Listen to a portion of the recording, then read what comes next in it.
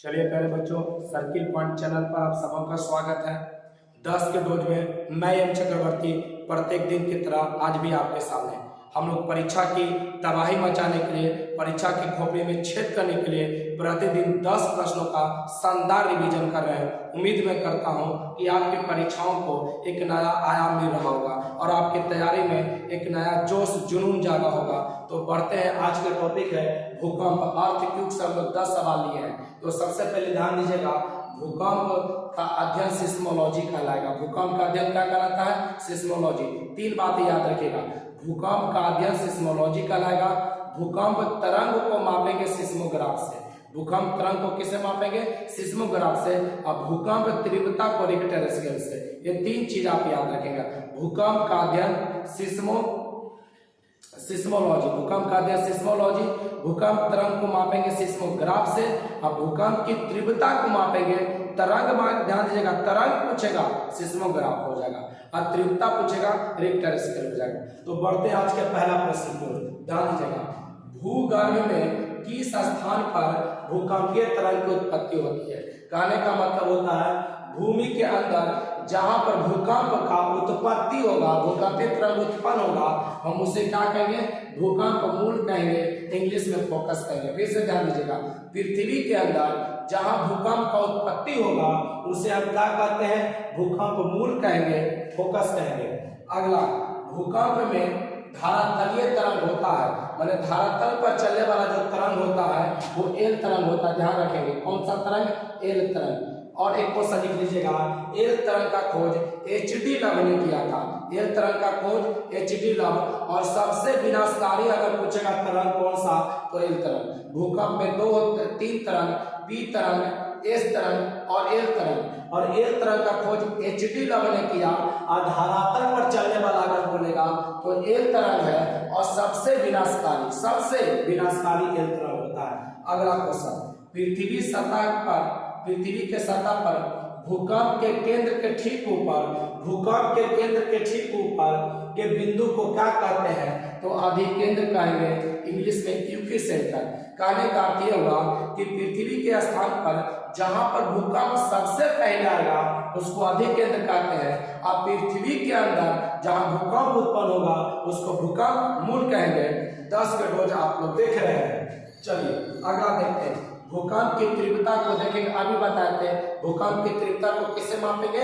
Richter पैमाना से, Richter scale से। भूकंप की तीव्रता को किससे मापेंगे? रिक्टर स्केल से, रिक्टर पैमाना या रिक्टर स्केल।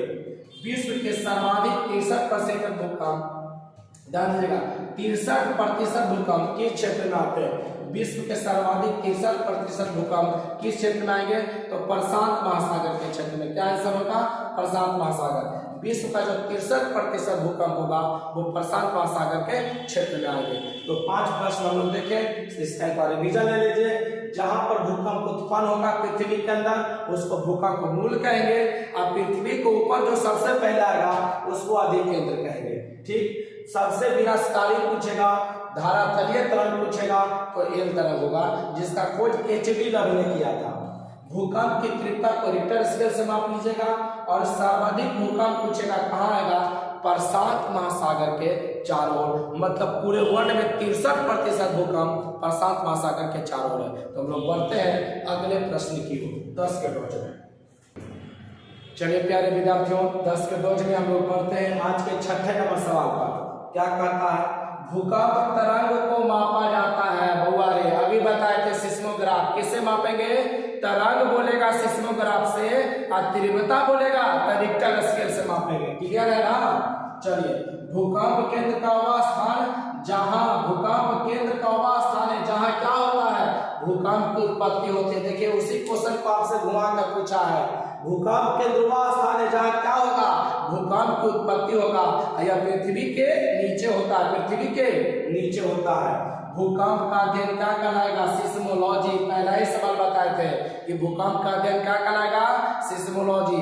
तरंग को मापेंगे सिस्मोग्राफ से और तीव्रता को रिक्टर स्केल से मापेंगे। पृथ्वी के आंतरिक संरचना की विश्वसनीय जानकारी प्राप्त करने का प्रमुख स्रोत क्या है? पृथ्वी के आंतरिक संरचना के बारे में ध्यान दीजिएगा। आंतरिक संरचना के बारे में विश्वसनीय जानकारी प्राप्त करने का प्रमुख सबसे प्रमुख स्रोत पूछेगा तो भूकंप विज्ञान है। कौन सा है? भूकंप विज्ञान है। भूकंप आने से पहले वायुमंडल में कौन सी गैस बढ़ जाती है? गैस की मात्रा बढ़ जाती है तो रेडॉन। भूकंप आने से पहले वायुमंडल में कौन सी गैस की मात्रा बढ़ जाती है? तो रेडॉन। तो चलिए रिवीजन किया जाए। भूकंप तरंग को मापा जाता है, किससे मापेंगे? सिस्मोग्राफ से। भूकंप केंद्र का वह स्थान है जहां क्या होगा? भूकंप की उत्पत्ति होती है। भूकंप का अध्ययन क्या कहलाएगा? सिस्मोलॉजी। पृथ्वी के आंतरिक संरचना की विश्वसनीय जानकारी प्राप्त करने का सबसे प्रमुख स्रोत क्या होगा? भूकंप विज्ञान होगा। भूकंप आने से पहले वायुमंडल में कौन सी गैस की मात्रा बढ़ जाती है? रेडॉन की मात्रा बढ़ जाती है। तो बच्चों 10 के डोज में यही तक, मिलते हैं कल। याद रखिएगा आप लोग एक बात, अगर मेहनत आदत बन जाए तो सफलता आपकी मुकद्दर बन जाएगी। अगर आप चाहते हैं कि आप परीक्षा में बेहतर प्रदर्शन करें, आपका मेरिट तक आपका पहुंचो, तो उसके लिए आपको रिवीजन करना बहुत जरूरी है। पढ़ने से ज्यादा जरूरी है रिवीजन करना। तो 10 के डोज में आज यहीं तक, मिलते हैं अगले वीडियो में। तब तक के लिए जय हिंद, जय भारत, वंदे मातरम।